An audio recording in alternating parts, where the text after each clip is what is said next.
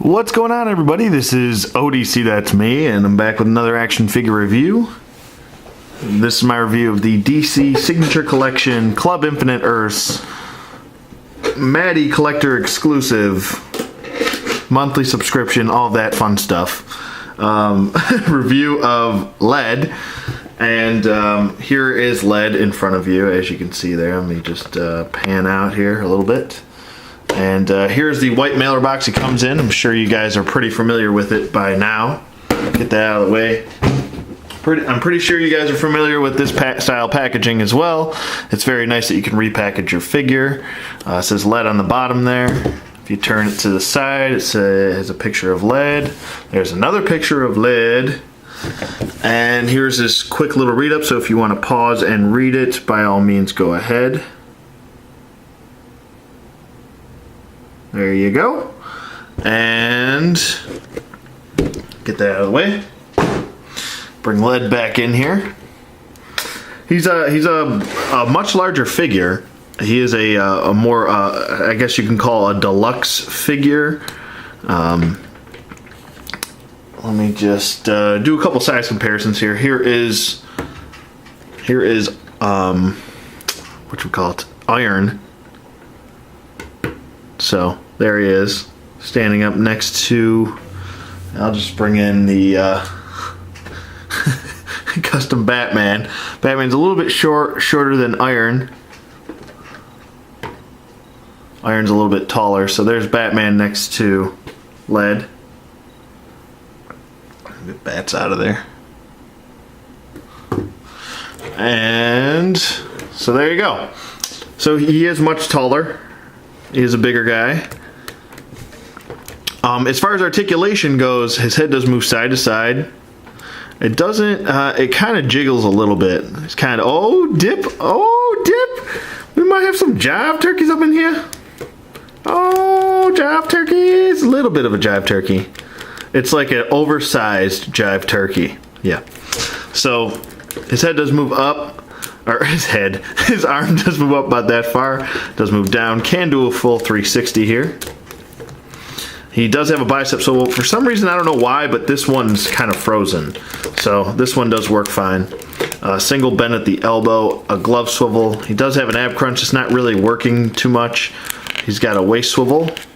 He's got his T-jointed, ball-jointed hips, which go out, forward, and back.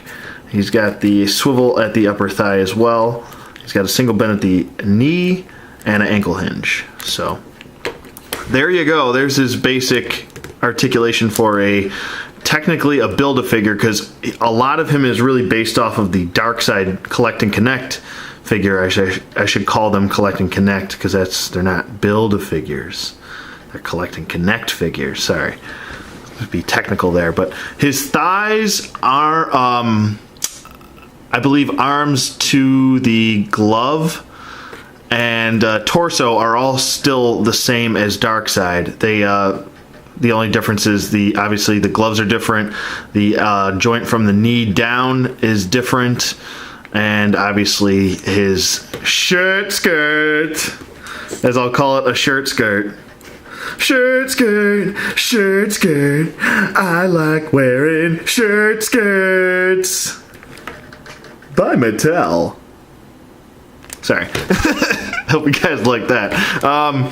So yeah, he's definitely got his shirt skirt on. Girl, got my shirt skirt on. Going to the club. Yeah. I don't know what I'm doing right now. I'm just amusing myself.